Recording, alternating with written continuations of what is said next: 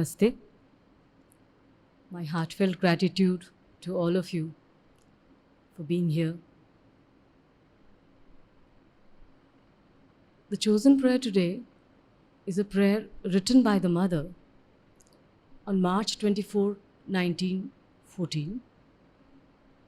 And it is, one can say, it is deeply connected to the prayer she had written on March 23rd, 1914, just a day before. And these prayers of the mother, especially in March, when she's traveling, when she's on a voyage, when she's going to come to India, she's traveling towards Pondicherry. Only 5 more days are left. And it is one of the prayers where the mother has hinted on a mission which she has set for herself while being in India. Once she reaches India, she has one of her missions she has, you can say, declared over here. And deeply connected to the previous prayer, which was, one can say it is a sequel to the prayer written on March 23rd, where the mother has urged us all to become willing optimists. And she made a statement that every action has a good and a bad side. There is no perfect action which brings good results for all. And to want this kind of a, you can say, super idealistic state where any action done by us will be good for each and everyone, will be good for all, often leads to a kind of pain and a suffering, because it is a, one can say it is, one could take it as a fiction, because every action is definitely going to have a good side and a bad side. And not only that, if we start believing that every action of ours should be good for everybody and my action should not hurt anybody, then it not only brings pain, but the person who is feeling that also in some way will make the others start suffering. So in a nutshell, you can't make everybody happy. That's what she told us in the last prayer. But yes, we can always have a goodwill towards others. We can always wish well for others. We can always hope that everybody makes the right choice and does the right action. So the reason a pessimist sees only the darker side of things and an optimist sees only the brighter side of things is, it happens because the divine law has not yet been established on this earth. So wrong choices and wrong actions do take place, and one can say it falls very much in the process of yoga. So in this prayer of March 24, 1914, which my limited mind gave the title as True Attitude in the Face of an Error, the mother talks about that what should we do when we look back and realize that we have made a mistake. And what usually happens is that when we end up making a mistake, the convention is we say sorry, we apologize, we beg forgiveness.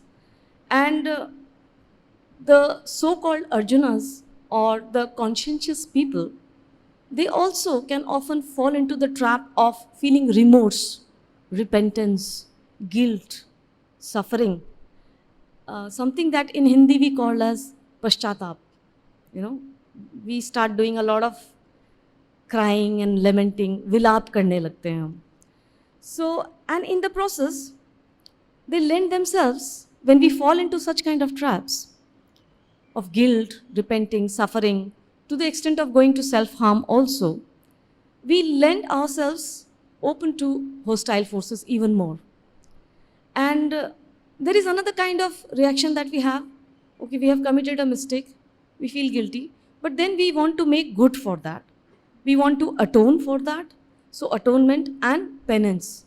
It is maybe a shade slightly better than paschatap or guilt or remorse, because atonement or penance, something that we call as prayashchit in Hindi, it is a conscious effort to turn something that was wrong in us into something good, turning hatred into love.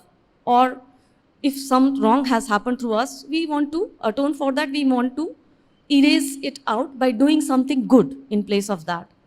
And another thing that people often fall prey to is also, we say, okay, let me forgive myself. Or when the mistake is done by others, we say, we forgive others.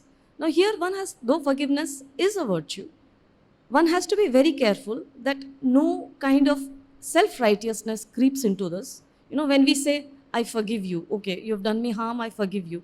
So, somewhere there is a subtle feeling of, okay, I am greater, so I can forgive you.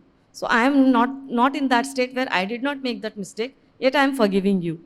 So, one has to be very careful about these subtle feelings that creep in. And also, forgiving oneself, okay, saying sorry, and saying I am not going to repeat that. And but again there is a kind of a evasiveness, you let yourself go too easily. I forgive myself, okay, done with. Okay, so we are okay with making mistakes, which should not be. So, and another thing that often happens is when we make a mistake, we pledge or we tell ourselves, I'm not going to repeat this, which is very good. But what happens? We end up repeating it hundreds of times. So, in this prayer, the mother is telling us, clearly revealing in this, that what should we do when we realize that we have made a mistake? And why do mistakes happen? Let us read this prayer.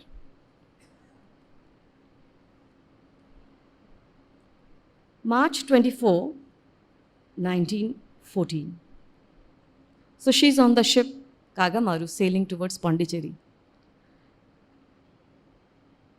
The result of all my reflections of yesterday is the finding that the only disturbance I experience comes from my fear of not having been or of not being perfectly identified with thy law.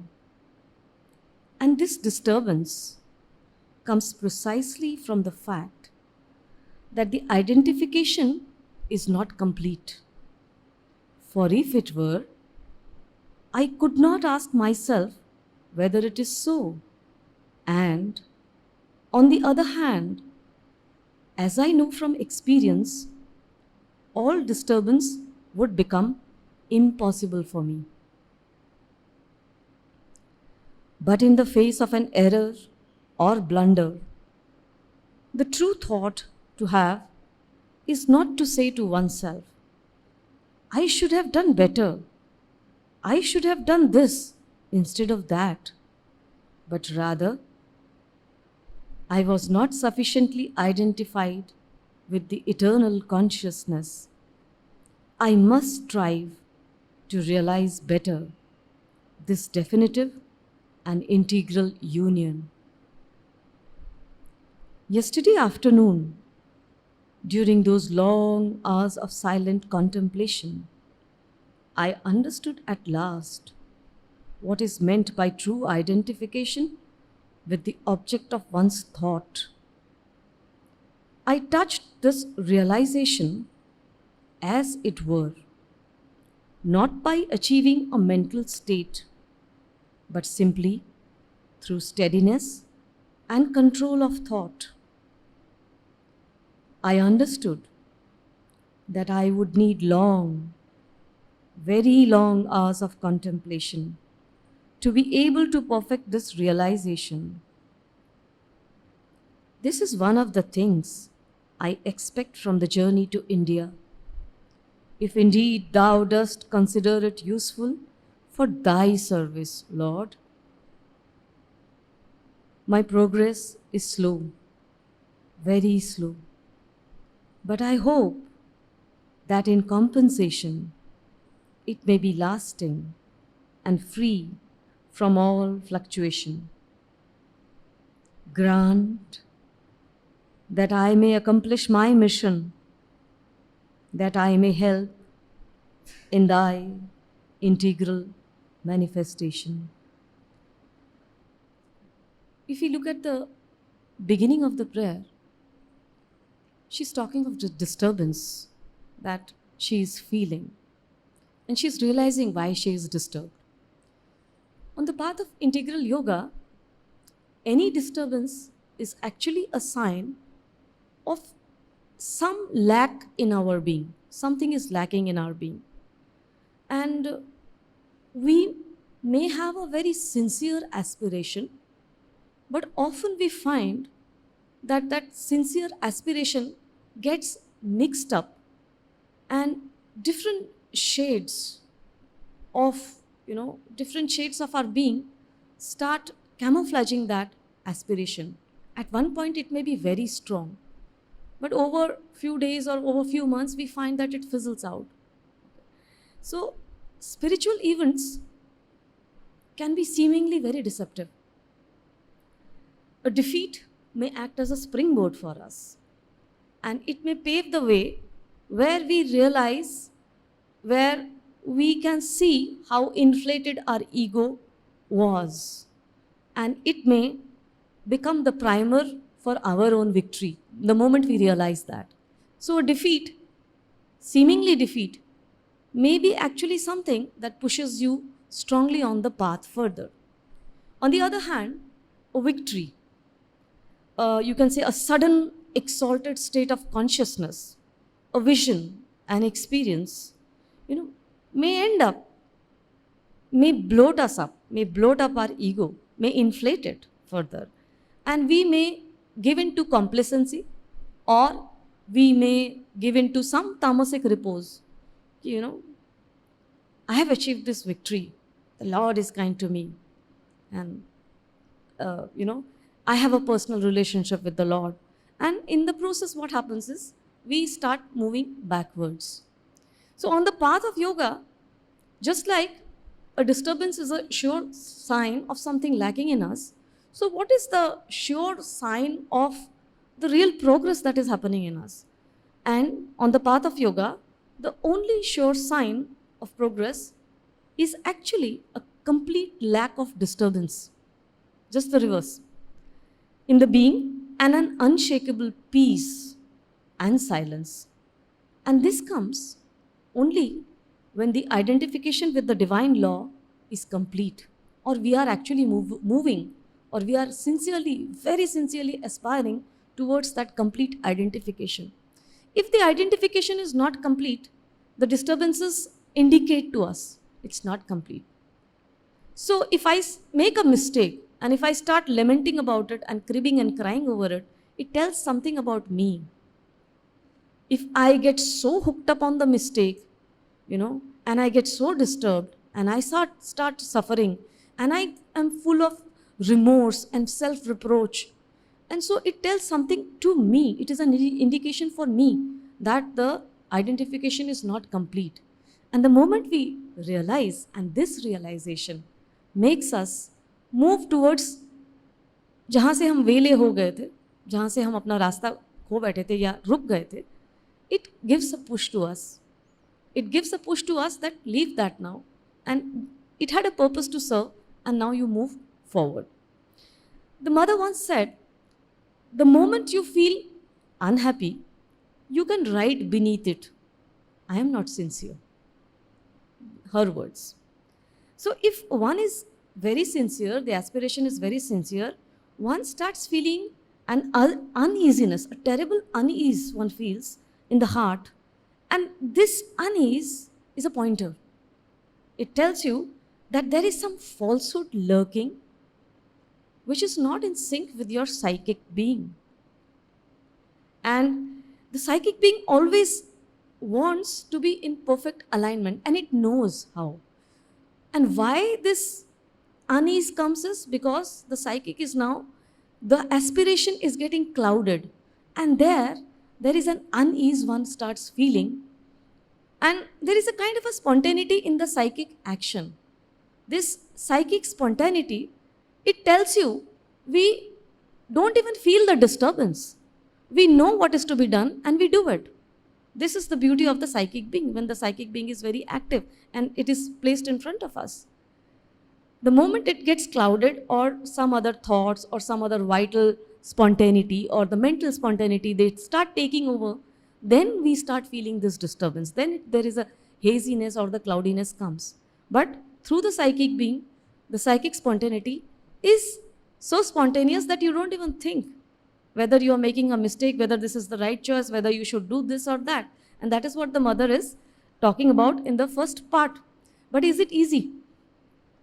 Is it easy to realize this? So she says in the first part, the result of all my reflections of yesterday, and she is referring to the reflections she had the day before, is the finding that the only disturbance I experience comes from my fear of not having been, or of not being perfectly identified with that thy law. So she has identified there is a disturbance, and she has been able to identify why this disturbance is there, because the identification is not complete. And the mother used to experience this kind of an unease and this kind of a disturbance from a very young age, when she was a child, 5, 6, 7 years maybe. Anytime somebody would tell, in fact, once her brother Matthew had told her, they had done something, or, he had asked her to do something, and he told her, please don't tell anybody, don't tell anybody. And she felt a terrible unease. She was only 6 or 7 years old at that time. She felt a terrible unease within her. And she knew that this is falsehood. Trying to hide something from others, it was not in sync with her psychic being. And she goes on to say, and this disturbance comes precisely from the fact that the identification is not complete. For if it were, I could not ask myself whether it is so. And on the other hand, as I know from experience, all disturbance would become impossible for us. So she would say that whenever I don't feel this unease and I do things spontaneously without feeling any unease, I know that there is no disturbance. And at that time, I don't even think whether it is right or wrong, I just do it. So the dilemmas over choices and the other turmoils attached to those choices comes actually when the psychic is not in front, or there is so much of a vital excitement or vital spontaneity and the mental spontaneity that they take over. And all these morass of mental dogmas that we have, this is right, this is wrong, this we should not do, this is not to be done. So all these mental dogmas would not be there, would not be able to affect us if we feel the psychic spontaneity. Then we don't feel any disturbance. The problem comes when these disturbances, they actually start diluting the aspiration. The psychic being is where it is. It is always aligned with the divine. It is always aligned with the divine law. Problem comes when our aspiration starts wavering because of the mixtures that are creeping into us. So there are lapses. There are periods of darkness. There are periods of also illumination. But one has to be very careful in the periods of darkness as well as in the periods of illumination. So if we start looking only at the darker side and we start lamenting, or if we start rejoicing by looking at the illuminations, that itself shows us that yet the conformity with the divine law is not there. The equanimity comes only when we are completely identified with the divine law. She says, now here she comes to the main point. But in the face of an error or blunder, the true thought to have is not to say to oneself, I should have done better, I should have done this instead of that, but rather, I was not sufficiently identified with the eternal consciousness.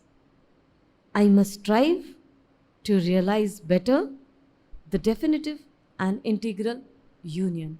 So, our mental dogmas or, moral, the sense of morality, it often prods us into feeling that this is right and this is not wrong. So she is saying that one should not give in to those kind of things in the face of an error. When one looks back and sees that one has committed an error, the thing is not to tell ki, I should have done this or I should have done that.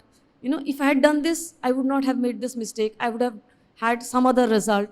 So the you can say the mental thoughts, too many thoughts start crowding, and morality, this is not good, this is bad, I should not have done this should not be done. Rather, one should say that I was not completely identified. But is saying this enough? No.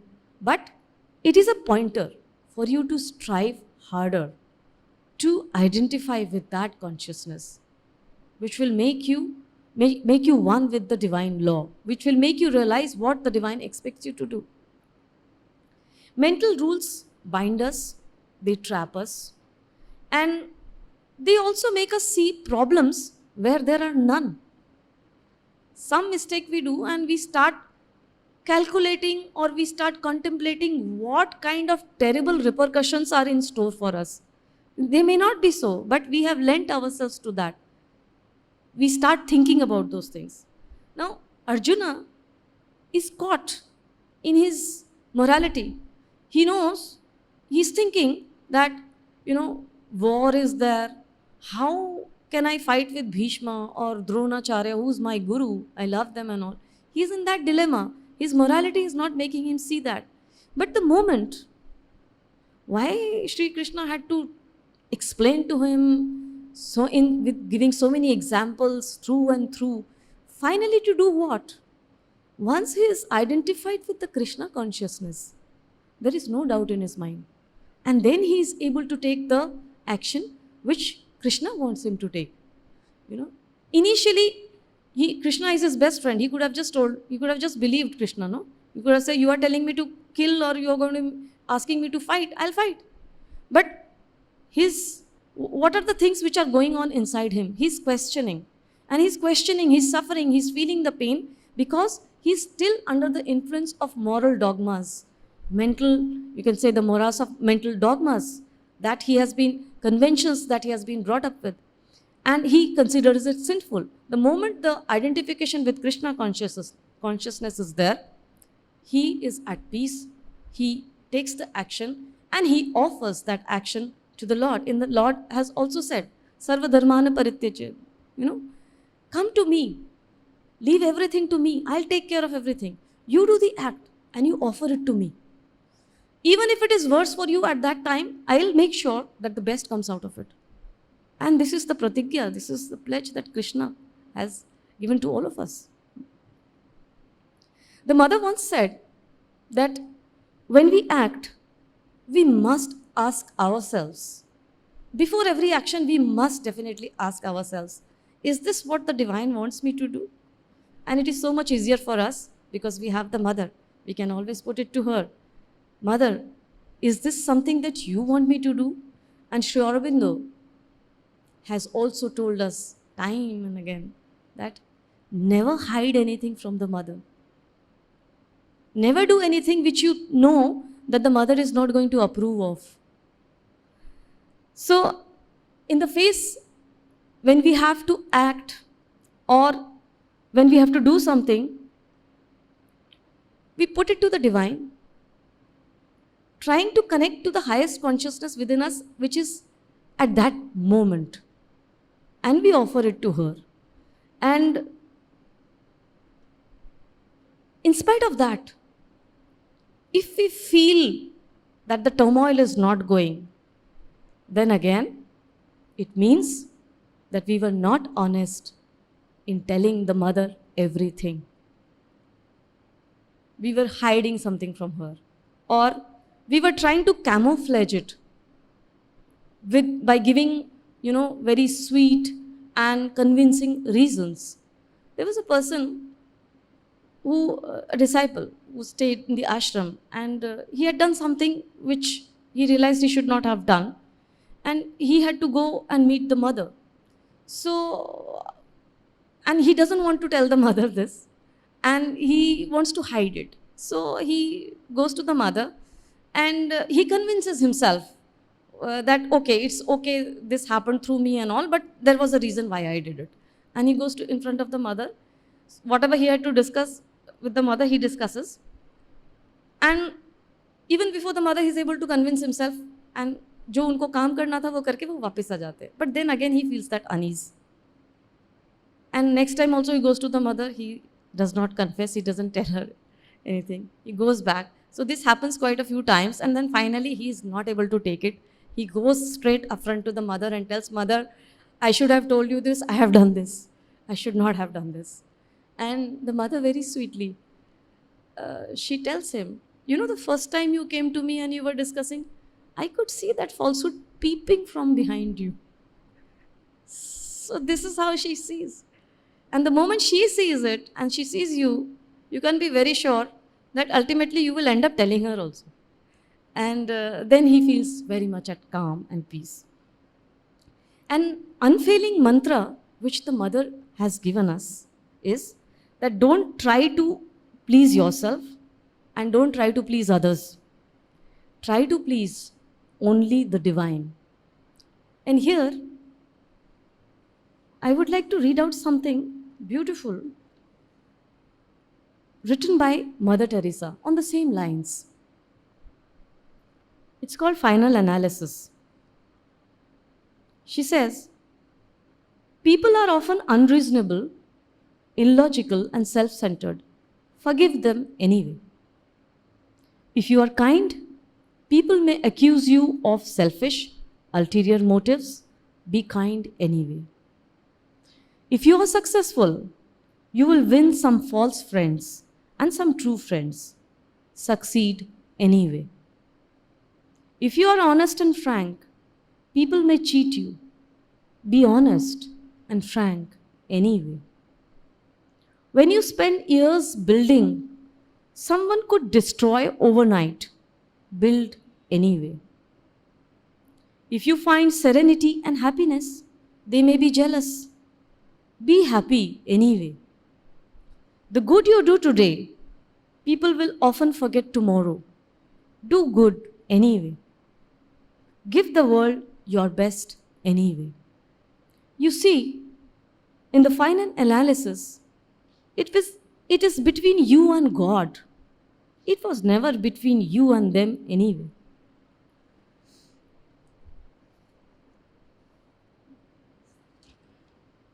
And mother is talking of that the identification, she could realize that the identification is not complete. Her identification with what the divine wants her to do is not complete. So how to do it? How to go towards this identification? She is showing us the way also. Yesterday afternoon, during those long hours of silent contemplation, I understood at last what is meant by true identification with the object of one's thought. So the mother has time and again said, in many of her prayers she has said, that reflection and contemplation are not enough. You have to also do the work which the divine wants you to do. Work is of prime importance. But she has talked again and again also of not giving up reflection and contemplation. They are tools which will help you in identifying with the highest within yourself. It's a tool which has been given to you, reflection and contemplation. And here she's saying, during those long hours of silent contemplation, it takes time. And when one is contemplating, reflecting, it doesn't go in waste. They always make an opening within you to see with clarity what is lacking within you. And it takes time. I understood at last what is meant by true identification with the object of one's thought. I touched this realization, as it were, not by achieving a mental state, but simply through steadiness and control of thought. Mental state means moral values, moral thoughts, mental confusions that are there. So she says, I cannot achieve this through that. I can only achieve it through steadiness and control of thought. And here, our moral notions, prevent us from identifying us with the divine consciousness. So she says that it is not by morality or by mental twists and turns that you can see, but through thought control. And here she is directly, in fact, she's giving us a crash course, one can say, the simplest crash course in dynamic meditation. There is a kind of contemplation, there is a kind of meditation we do. We go into that meditation and we come out as it is. Koi farak nahi pada. And we go into our routine things, the same old things that we were doing, we start doing those.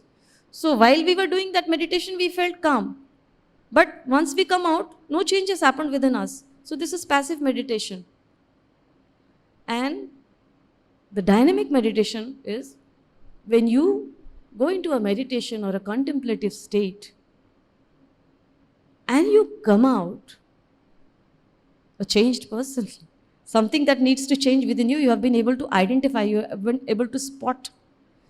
Something is troubling you, you find the answer to that. That is dynamic meditation. So here it is a simplest, one can say simplest crash course in dynamic meditation, a full package, short package that Mother has given us over here in these lines.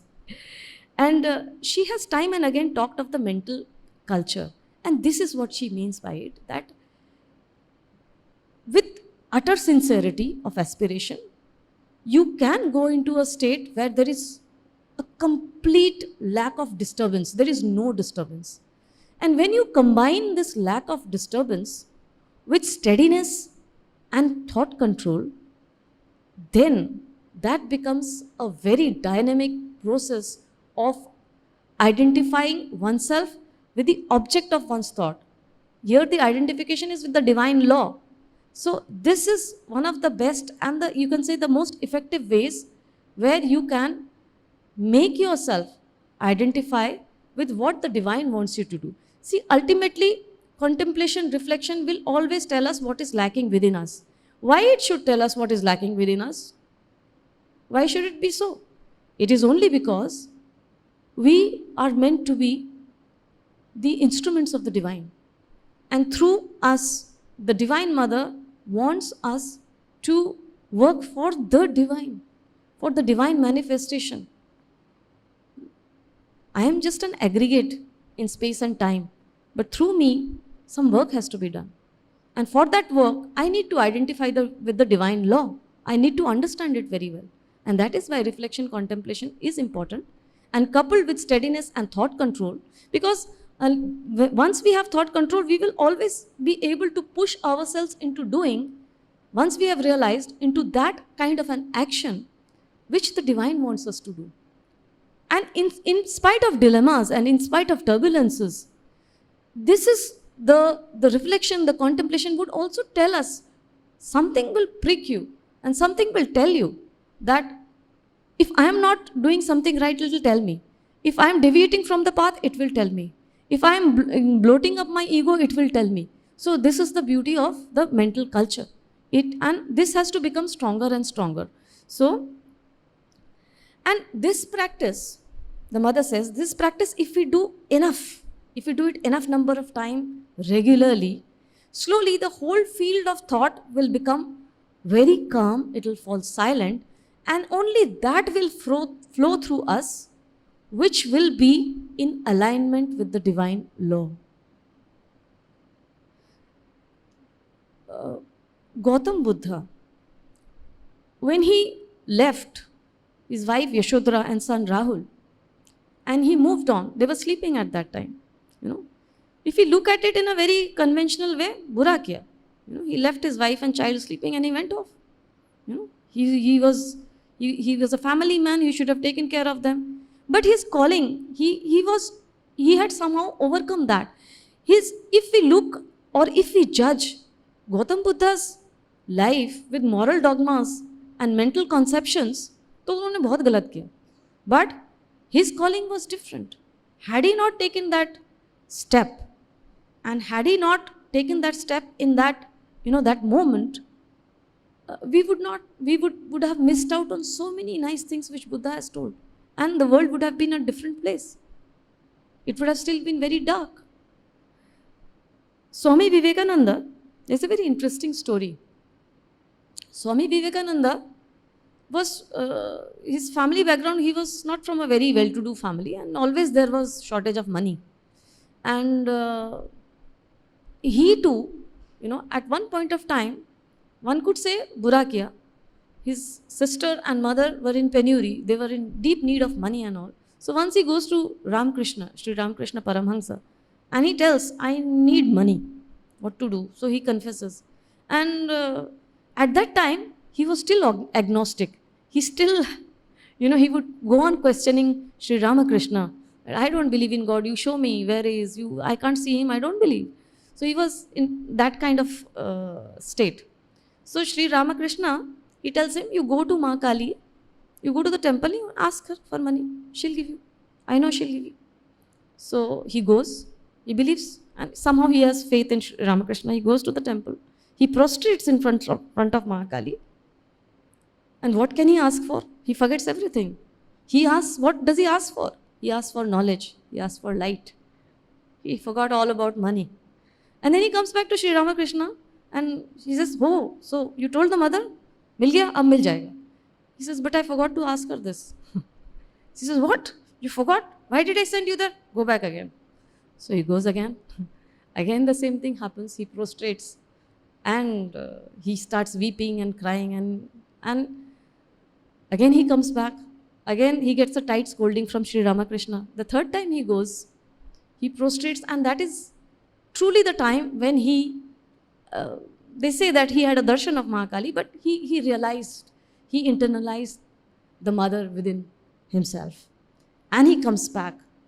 And then he comes back and he says, I can't ask anything from her because she knows, I don't know why I did not ask her, but I have found my mother.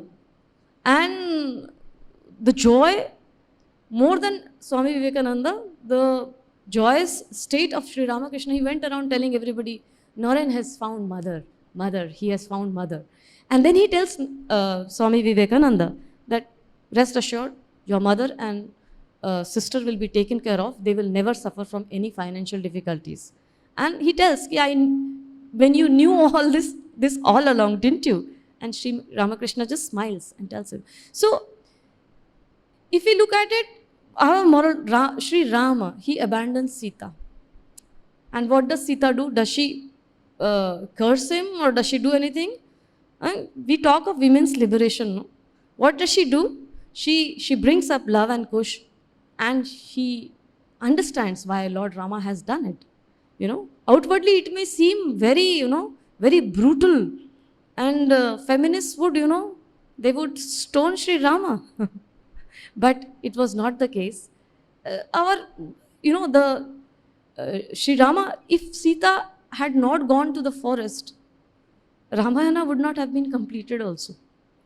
So the mother goes on to say that I understand that I would need very long hours of contemplation to be able to perfect this realization. So it takes time. The mother herself, had such an enlightened state. Also, she's saying it needs time. So it takes time, and one has to do it enough, and one has to persist. One doesn't have to give it up. If you give it up in the middle, again you'll have to start from scratch. So this is one of the things I expect. So beautiful. This is one of the things I expect from the journey to India. If indeed thou dost consider it useful for thy service, Lord. So all this identification, this thought control, and identifying with the divine law, why is she seeking it? Is she seeking it for herself? This is so touching and moving. She's seeking it for herself? No. She's putting it to the Lord. Let this happen. Let the identification happen. If it is useful for thy work, mera kuch nahi hai. We want things for ourselves. We want to do yoga for ourselves. We want to get enlightened. We want to have peace of mind. We want to have thought control. And many times we want to have it, we want to move a step forward. We term it as progress, And with few hours of meditation or coming regularly for whatever, visiting temples and all, we have. हम तो ये करते हैं, हम तो meditation करते हैं. मेरा तो दिन शुरू ही नहीं होता बगैर meditation के. So why the mother putting in so many hours of contemplation? Why she is doing it? Because, and she is offering it to the divine. Let this identification happen if thou willest for your work. And we should really look at ourselves. She's asking for thought control. She's asking for control over nature, her nature, and she's asking for so in a very heightened state, but for others, not for herself. My progress is slow.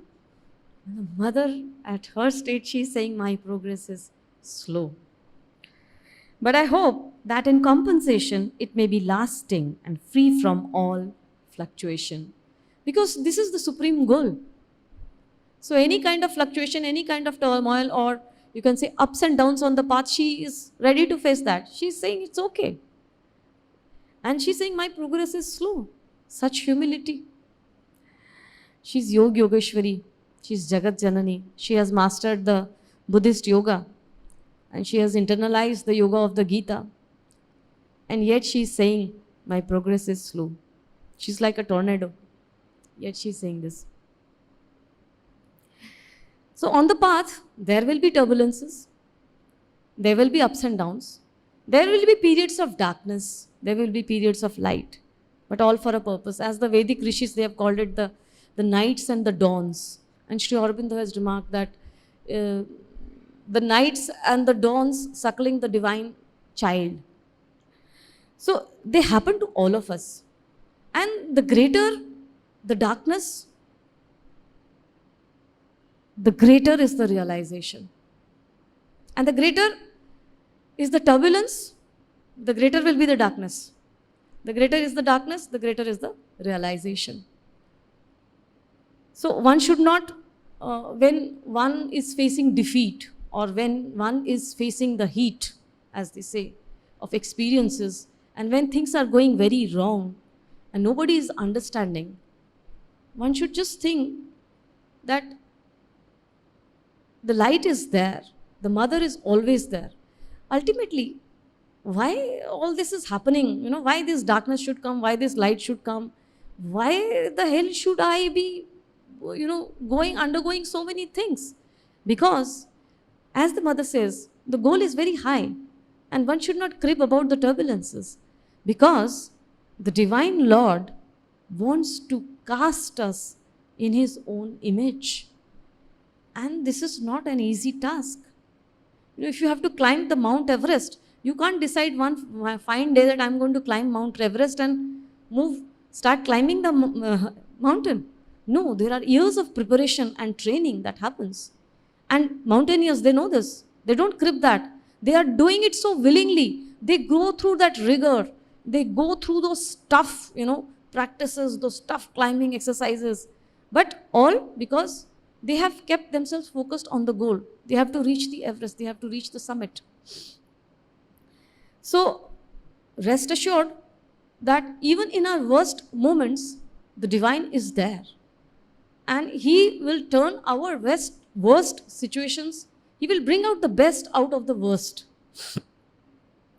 There is a story, I have discussed it earlier also, but it is so beautiful, the story of Malachi. It's given in the Old Testament in chapter 3. Malachi was a prophet and he wrote some psalms. Jaise kalam kehte hain, in the Bible they are called as psalms. So there is a psalm in the 3rd chapter of the Old Testament by Malachi. And there were 3 women, there's a story, there were 3 women who were discussing this chapter. And while they were discussing this chapter, they come across a line which baffles them. The line is, he will sit as a refiner and purifier of silver. Now, they are very foxed. They don't know, they don't understand. The Lord is being compared to a silversmith. Why? Why should, and why silver? And all these. So one of the women, one of the ladies, she decides to actually go to a silversmith. And she goes and watches him. So she doesn't tell him why she has come. She just watches him. So what the silversmith does, he takes a piece of silver, raw silver, and he holds it with a pair of tongs and he puts it in right in the center of the flame where the flame is hottest. And the woman, she's talking to herself in her mind and she says, oh, so the Lord wants us, he has put us actually in the hot spot. So, and then she said, but why is it written he will sit? So this question she asked the silversmith. She says, do you have to sit, all the time while the refining is happening? So the silversmith says, not only do I have to sit throughout while I'm holding this, I also have to keep my eye constantly on the piece of silver. Because even a moment of delay in taking it out, or even one moment extra in the fire can damage the silver. So not only do I have to sit, but I have to have my full attention and eye on that silver, on that piece of silver while it is getting refined. So now the women, they understand that he will sit as a refiner and purifier of silver. So the Lord is constantly with us. He's holding us. Even through our darkest nights, even through our most difficult situations, He's there holding us. And He knows exactly when to pull us out. And He will give us only that much of heat that we can bear. But when He pulls us out of that fire, what are we? We are pure silver. So there is one last question in the woman's mind. And she asks him, but how do you know when the silver is fully refined? How can you make it out? He says, oh, that is easy, that is very easy. When I see my own image in it. So this is what the Lord is doing with us. He wants to cast us in His own image. Until He has cast us in His own image, He will not let us go. If roasting is required, He will roast us. If heat is required, He'll give it to us. So that is why we, through our periods of darkness and difficult times, we have to constantly know that the Mother is there, she is there, the Lord is there with us. They will never leave us. Then the mother, she's praying, grant that I may accomplish my mission, that I may help in Thy integral manifestation. So this is one of the missions she has said, that when she comes to India, she wants to have that, perfect thought control and that perfect identification. So, and why? That I may help in Thy integral manifestation. Now, one wonders, it is very interesting and it is so beautiful. The twin avatars, Sri Aurobindo and the mother, reaching the same place, and the mother is now right now traveling, just about to reach Pondicherry. How the twin avatars, with the same goal, they reach the same place. And here the mother, in her all humility, she's saying, that I may help in Thy integral manifestation. She's not saying that, let me achieve this. She's saying, they may help in Thy, such humility. So all her mission, all her goals, all her yoga is being offered to the divine. And one can say, she's the divine mother. So it is an offering. It is a mission of the divine. And the divine herself is putting it to the divine. So by the divine and for the divine work. Let us read this prayer once more.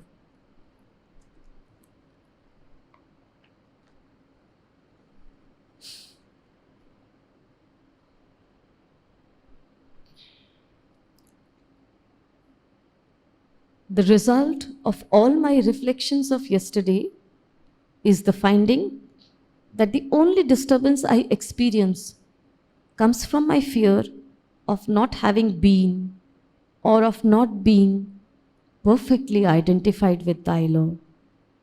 And this disturbance comes precisely from the fact that the identification is not complete. For if it were, I could not ask myself, whether it is so. And on the other hand, as I know from experience, all disturbance would become impossible for me.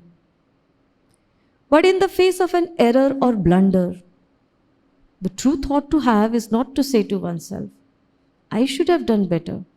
I should have done this instead of that. But rather, I was not sufficiently identified with the eternal consciousness.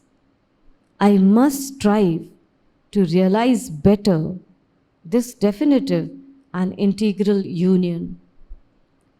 Yesterday afternoon, during those long hours of silent contemplation, I understood at last what is meant by true identification with the object of one's thought.